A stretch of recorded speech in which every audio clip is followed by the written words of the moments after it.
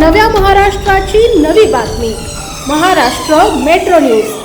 शिंदखेडा शहरातील भगवा चौकाजवळ 22 जानेवारी रोजी भीषण अपघात घडला असून या अपघातात एका 21 वर्षीय तरुणीचा दुर्दैवी मृत्यू झाला आहे. मिळालेल्या माहितीनुसार भडणे येथील विद्यार्थिनी प्रियांका रावसाहेब कोळी वय वर्ष 21 ही SSVPS महाविद्यालयातून शिक्षण घेऊन परतत असताना भगवा चौक परिसरात न्यायालयाच्या बाजूस फिल्टर पाण्याचे जार वाहून नेणाऱ्या मालवाहतूक छोटा हत्ती वाहनाने तिला जोरदार धडक दिली. या धडकेत प्रियांकाच्या डोक्याला आणि चेहऱ्यावर गंभीर दुखापत झाली.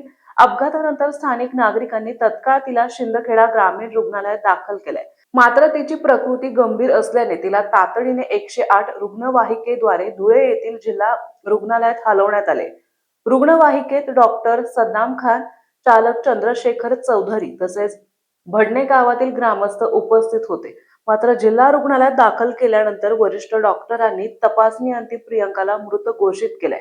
दरम्यान नागरिकांनी दिलेल्या माहितीनुसार संबंधित मालवाहतूक वाहनाचा चालक राहुल पाटील राहणार वरुळ हा मद्यधुंद अवस्थेत असल्याचा आरोप करण्यात येत आहे. ओव्हरटेक करताना वाहनावरील नियंत्रण सुटल्याने हा अपघात घडल्याचं सांगण्यात येत असून अपघातानंतर वाहन रस्त्याच्या कडेला जाऊन पलटी झालंय.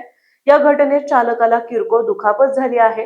या घटनेमुळे शिंदखेडा शहरासह भडणे परिसरात हळहळ व्यक्त होत असून मद्यधुंद वाहन चालकावर कठोर कारवाई करण्याची मागणी नागरिकांकडून करण्यात येत आहे.